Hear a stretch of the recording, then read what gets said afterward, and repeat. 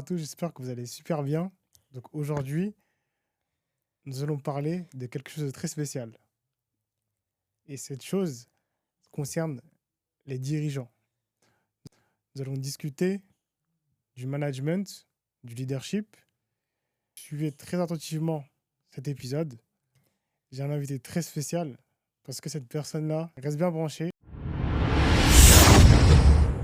Bonjour Zani, comment tu vas? Rakissan, merci pour l'invitation. C'est un honneur aujourd'hui me présenter devant ta communauté et parler d'un sujet qui me tient à cœur particulièrement, mon cœur du métier depuis déjà 10 ans.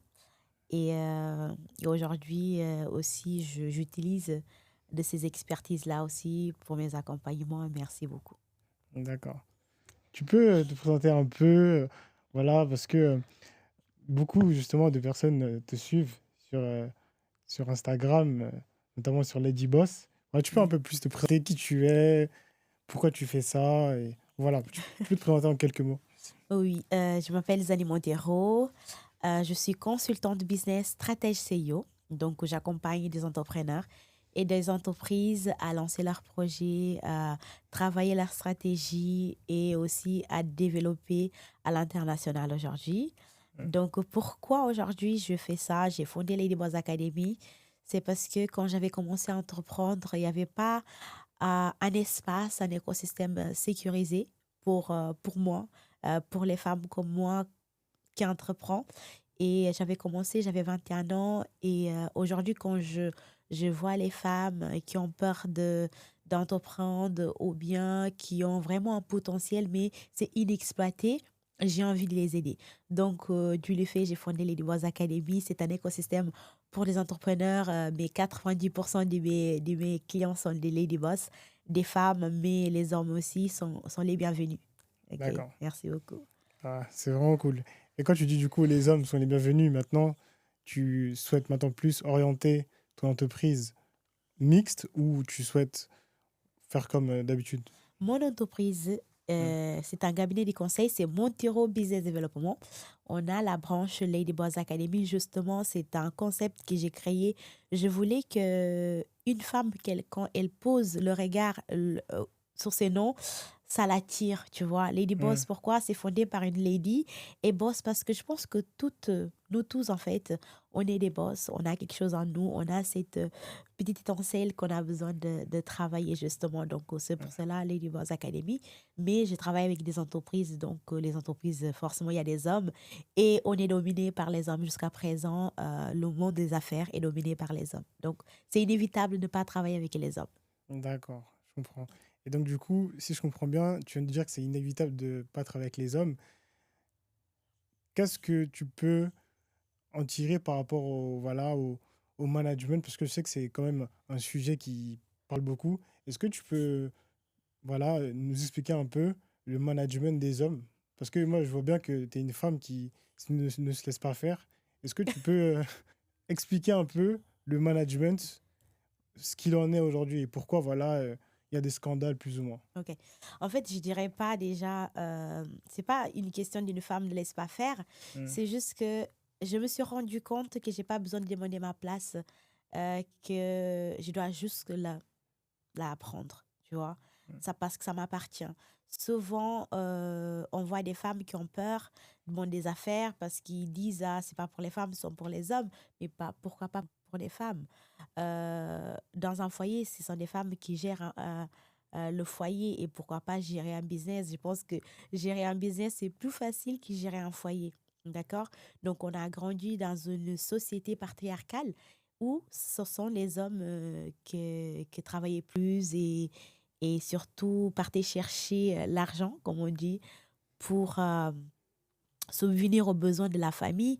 Mais les temps ont changé et les femmes aussi, on peut parce qu'on a des compétences et comme je dis souvent, on n'a plus besoin de demander notre place. Et le management commence chez soi, avec nos enfants, avec nos frères et sœurs. OK? C'est l'impact qu'on a, comment on gère les conflits. Tout Hmm. ça, en fait, on voit aujourd'hui de plus en plus des entreprises qui échouent parce qu'ils n'ont pas de bons managers. Tu vois? Justement, c'est ça que je fais très attention lorsque de mes accompagnements. D'abord, je travaille beaucoup sur l'identité de la personne. parce que ça en découle aussi le professionnel qu'il est sur le terrain et surtout dans les entreprises. D'accord. Et là, actuellement, c'est quelque chose que je comprends bien parce que moi aussi, ça me passionne beaucoup tout ce qui est un peu identité. Mais est-ce que tu peux mieux expliquer, voilà, plus en détail, pourquoi il faut travailler sur l'identité et quelles sont un peu les conséquences si un bon manager ou un futur grand CEO qui veut évoluer ne travaille pas sur l'identité? C'est quoi les conséquences? Pour moi, travailler sur son identité, il est primordial avant même de travailler sur son business parce que comprendre qui on est, comprendre notre histoire, pourquoi on est comme ça, d'où on vient, il est extrêmement important pour pouvoir savoir où tu vas. Travailler sur ton identité, comprendre ton histoire, ça va te permettre d'avoir une clarté. Donc, la clarté, ça te donne la vision de la vie, de l'entreprise que tu veux créer. Donc, ce sera plus facilement et surtout, tu vas voir que quand tu es face à d'autres personnes, voilà, c'est ça ton différentiel, savoir qui tu es. Parce que je pense que nous tous, on est uniques à notre genre par rapport à ce qu'on fait, la manière dont on fait. Donc, travailler sur votre identité, pour moi, c'est primordial avant même de travailler sur un business. Souvent, tu vois, on a je sais pas, moi j'ai déjà travaillé dans les entreprises où moi, par exemple, j'avais tellement confiance en moi parce que je savais qui j'étais, je connaissais mon histoire, je n'avais pas honte, j'étais très fière de Hmm. qui j'étais et je voyais d'autres jeunes femmes qui avaient plus de background que moi, mais qui avaient peur d'assumer, qui avaient peur de parler, qui avaient peur de prendre des décisions et surtout de dire, surtout, je sais pas, apprenez-moi, tu vois, ils ont des complexes et ça, pour moi, c'est inacceptable aujourd'hui sur les marchés de travail. Tu vois, Hmm. travailler sur vous, travailler sur votre identité, ça va vous permettre d'avoir la clarté, de connaître votre force, votre faiblesse et sur quoi travailler. Parce qu'aujourd'hui, le marché ne nous fait pas cadeau, tu Hmm. vois. Hmm. Je crois. C'est vraiment, Hmm.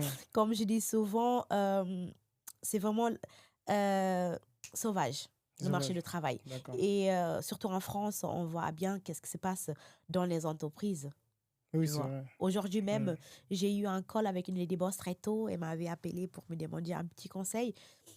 Donc, on s'est échangé. Elle me disait qu'elle avait quitté l'entreprise où elle avait commencé à travailler parce qu'elle n'aimait pas l'énergie de son manager. Ah oui, Tu quand vois. même. Donc, justement, c'est une coïncidence parce qu'aujourd'hui même, on est en train d'enregistrer cette session, mais je lui ai expliqué que, effectivement, parce que je connais la personne qu'elle est et surtout, elle connaît son identité. Donc, elle n'a pas, en fait, elle n'a pas fui l'entreprise, elle a fui quoi? L'ambiance toxique. Le manager qui n'est pas prêt à diriger, justement. D'accord. Mais du coup, si je rebondis un peu sur cette histoire, comment on fait pour être un bon manager, pour faire en sorte que son équipe elle puisse être bien coordonnée et qu'il puisse avoir une bonne ambiance de travail? Comment on fait pour être un manager accompli, tout simplement? Comment on fait? Un manager accompli. Accompli, je dirais pas accompli, mais un bon manager, ça s'apprend. D'accord? Parce qu'accompli, pour moi, c'est un processus, tu vois. Au fur et à mesure que tu avances, ton entreprise est grandie, il aura d'autres besoins qu'il faut y répondre. Donc, d'abord, je dirais plutôt, c'est que moi, je conseillerais des personnes, c'est d'abord se former pour être manager. On voit beaucoup de managers qui sont des managers qu'on appelle accidentels. Ce sont des Hmm. managers qui ont reçu des promotions parce qu'ils étaient les meilleurs vendeurs ou bien des managers qui étaient familiarisés avec le PDG, etc. Et tu vas voir que ça va beaucoup impacter le résultat parce qu'ils n'ont pas appris à gérer les humains, mais ils étaient bons dans leur métier, tu vois. Hmm. Pas gérer les humains. Donc, pour être un manager, apprenez à diriger, apprenez à écouter les gens, Hmm. apprenez à gérer des conflits.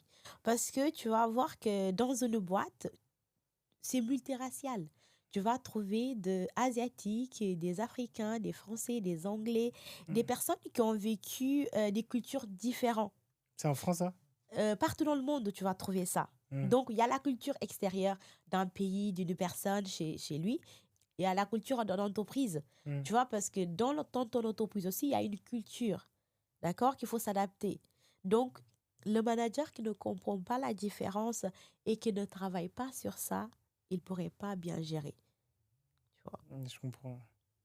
Et donc, du coup, est-ce que, bon, j'ai bien compris un peu que c'est un processus. Ouais. Est-ce qu'il y a des outils, tu connais peut-être des outils qui peuvent permettre de pouvoir faire en sorte que un manager ou une manager elle puisse être à l'aise et qu'elle puisse justement se développer au fur et à mesure? Des outils, je dirais qu'il y a des entreprises qui mettent à disposition des formations, par exemple, Mm. d'accompagnement aussi. Mm. Hein.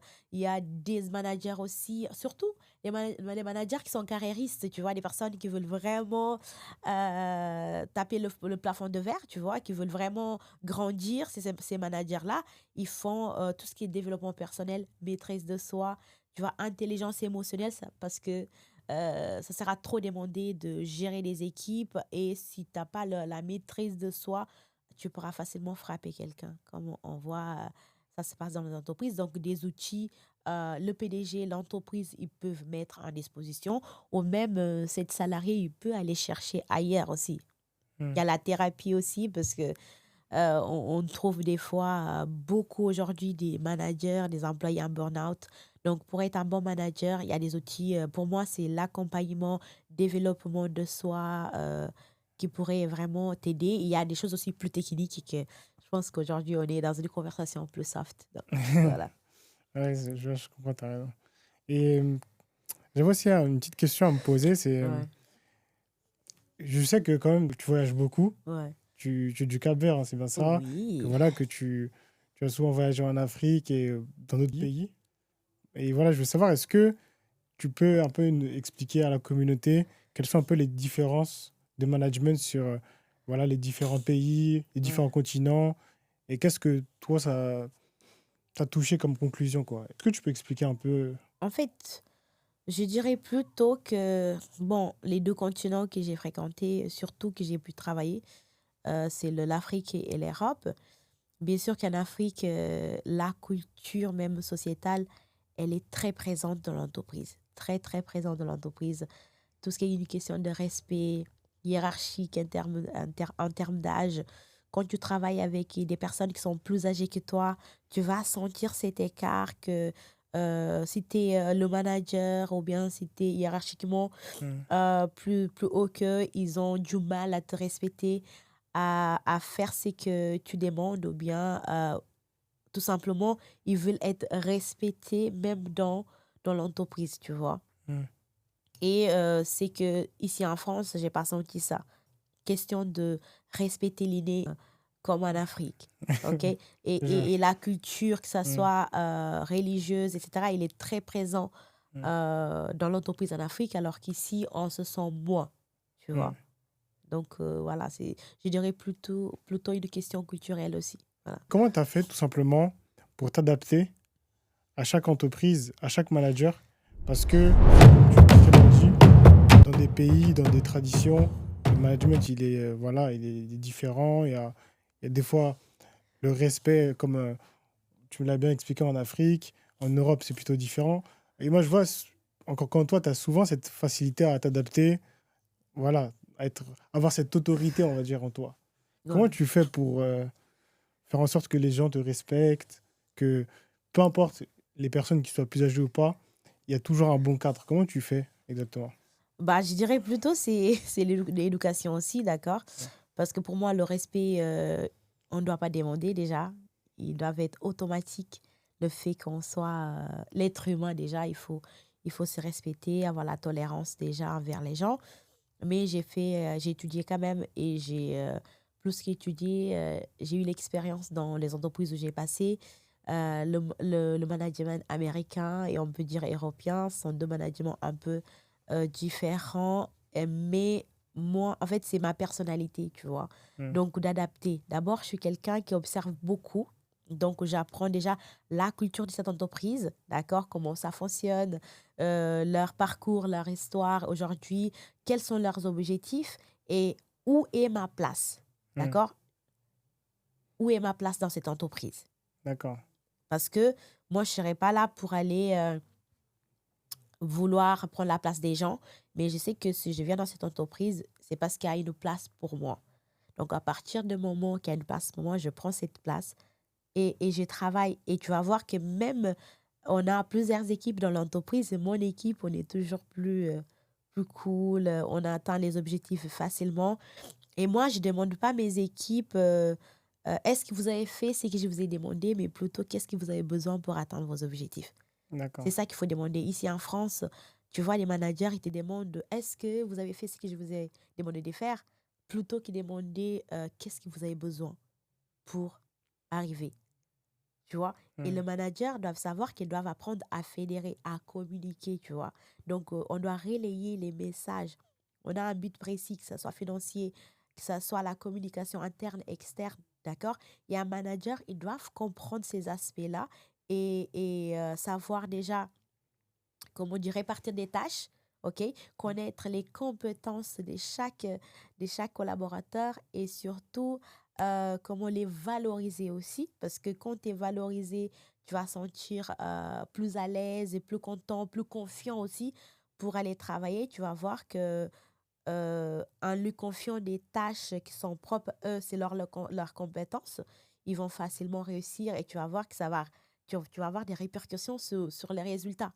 Hmm. Donc, un manager, ils doivent apprendre à être un leader, tu vois, à inspirer, plutôt qu'être là comme le chef qui est là juste pour donner des ordres, tu vois.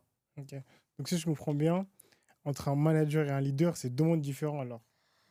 Ils pouvaient être complémentaires, mais on voit souvent des managers qui ne peuvent pas être un leader. Tu as des exemples, par exemple, des histoires que tu as vécues auparavant? Alors, j'ai eu, ouais, bien sûr, quand j'étais plus jeune, je travaillais déjà dans une boîte où la demande sur les marchés était vraiment florissante. C'était un business qu'on faisait des millions par jour.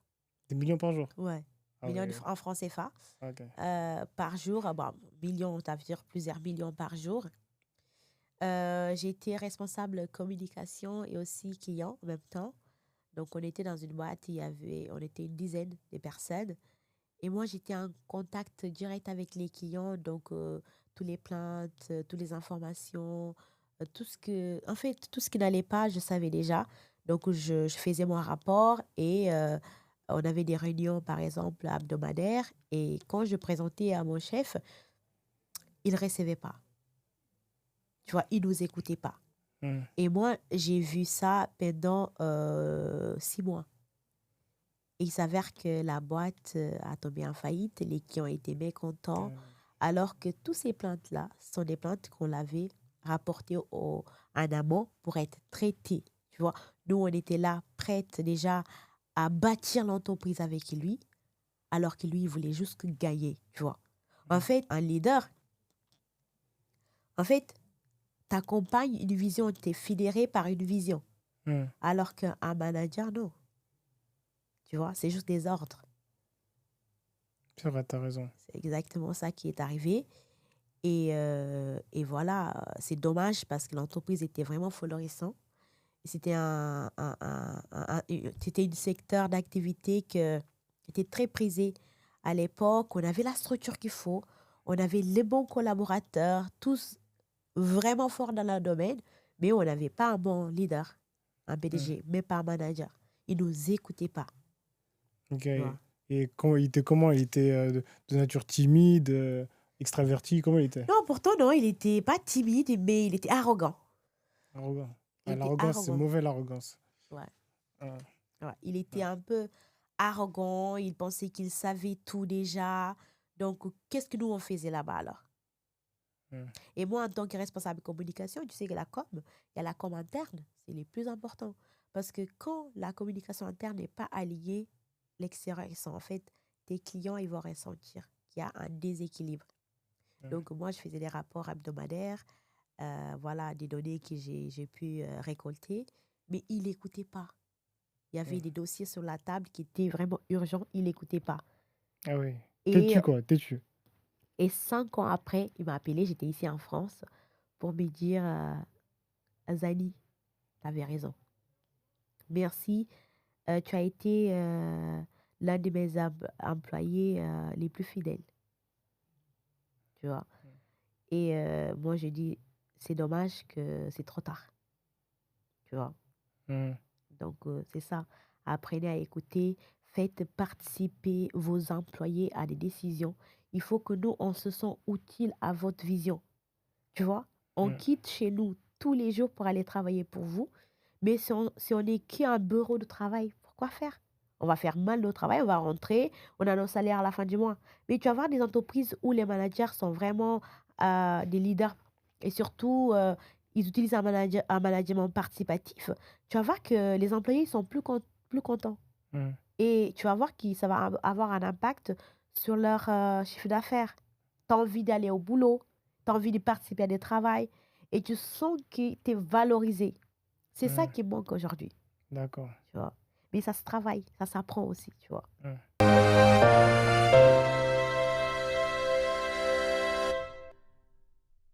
Mais c'est quoi le management participatif? En fait, c'est le management que j'adore.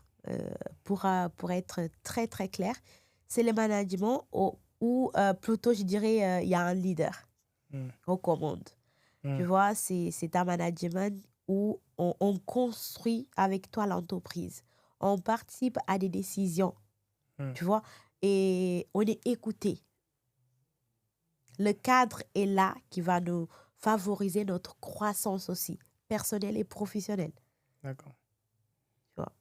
Mm. Et ça, ce management, il est nouveau, c'est toi qui l'as Non, créé, c'est non, quoi? jamais de la vie. C'est pas moi qui l'a créé. Non, c'est pas moi qui l'a créé. Bien sûr que non, parce que l'histoire de management, il est vraiment long, mais c'est, tu sais, il y a des personnes peut-être qui utilisent des managements participatifs qui savent même pas. Mm, Justement, je vois des entrepreneurs aujourd'hui qui essayent de mettre quelque chose en place parce qu'aujourd'hui, j'accompagne des CIO. mm, Donc, les CIO, on les apprend à diriger. Donc, ces aspects-là, il est extrêmement important. Et qu'ils ont une vision plus ouverte du monde, qu'ils ont compris aussi, parce que n'oublie pas que dans quelle ère on est. mm. Tu vois, les choses ont changé. Ce que nos parents acceptaient avant, ils n'acceptent plus aujourd'hui. Nous, surtout. On D'accord. veut plus subir. Mm, Tu vois? Donc, justement, il y a plusieurs types de management, mais ce que je préfère, c'est ce type de management, tu vois. d'accord. Je sais qu'actuellement, tu aides beaucoup les entrepreneuses, comme c'est ta cible principale, et tu commences aussi avec les hommes. Mais voilà, j'avais une question un peu, c'est que tu as plusieurs offres, tu aides les personnes sur un mois, sur 3 mois, sur 6 mois. Et je voulais savoir, est-ce que tu peux me détailler un peu ton programme sur 6 mois? Parce que je pense que les gens qui veulent travailler avec toi, ils veulent travailler sur du long terme. Ah bon? Je C'est pense ton que cas? oui, oui, sur le long terme, parce que voilà, faut dire, tu es vraiment très professionnel. Ok. Moi personnellement, j'ai pu collaborer avec d'autres coachs, Ouais. mais en termes de professionnalisme, j'ai jamais vu une personne qui me sort de ma zone de confort un peu, tu vois. Je Donc te challenge, hein. voilà, c'est challengeant, voilà. Est-ce que tu peux plus expliquer en détail ton programme sur 6 mois? Voilà, comment tu travailles, tout simplement. En fait, dans Ladybuzz Academy, dans mon entreprise, aujourd'hui, on a le programme CIO. Mm, On a le programme Become, déjà Ladybuzz. C'est pour les débutants, des personnes qui ont à peine des idées, qui veulent lancer un projet, qui ont besoin des béyabas dans l'entrepreneuriat, tu vois. Et il y a des programmes CIO, c'est vraiment un programme spécial, c'est vraiment notre programme phare. Là, on t'apprend à être le CIO de ton entreprise, on t'apprend à diriger, tu vois, de construire des fondations et pour que tu puisses escaler ton business. Souvent, on voit les gens lancer un projet à partir d'un savoir-faire, d'une compétence, parce qu'ils aiment faire, mm, à vraiment construire une entreprise qui marche, justement. Créer un système dans leur entreprise. Et c'est ça que je les apprends d'abord. La base, que ce soit la personne. Déjà, il faut être CEO de toi-même, d'accord? mm, Avant de vouloir créer, créer une entreprise. Donc, c'est ça que je travaille dans le CIO. Après, ça dépend aussi de l'objectif de l'entrepreneur parce qu'aujourd'hui, je dis souvent, je rêve pas pour vous, je rêve avec vous. mm. Donc, selon vos objectifs, bien sûr, avec mon expertise aussi, je vais me positionner pour vous conseiller de la meilleure forme possible. Et aussi, selon le marché aussi, parce que moi, je prends en compte des marchés. Souvent, vous êtes passionné, mais vous ne prenez pas compte l'évolution du marché. Donc, notre programme CIO, elle est faite pour des personnes qui ont déjà lancé, pour des personnes qui ont déjà l'expérience, qui veulent vraiment évoluer maintenant, tu vois. Créer Mm, la structure. Parce que quand on lance une activité, on n'a pas de structure. mm, Tu vois, on est comme freelance, indépendante. Mais à partir du moment où si tu veux faire d'argent, gagner d'argent, il faut quand même une structure. Et c'est ça que je vous apprends. C'est ça que je vous accompagne. d'accord. Et est-ce que tu peux un peu plus expliquer au niveau de la tarification, comment tu... La tarification, elle est personnalisable parce que selon les projets, le besoin des clients, mais on a un tarif spécifique, mais les personnes qui seront intéressées, sûrement, ils voudront me voir. Mais ce que je peux vous dire, c'est que mon accompagnement, c'est pas un accompagnement théorique, déjà. Pour moi, seule l'expérience compte. Tu peux avoir des diplômes, tu peux avoir tout ce que tu veux, ça peut t'aider, mais qui va te tenir sur les marchés, c'est l'expérience. C'est être endurant, tu vois, c'est te challenger, tu vois. Mm, Donc, c'est ça. J'aime que mes entrepreneurs aillent sur les terrains en même temps qu'on travaille. Tu vois, on prépare qu'ils aillent d'accord. sur les terrains.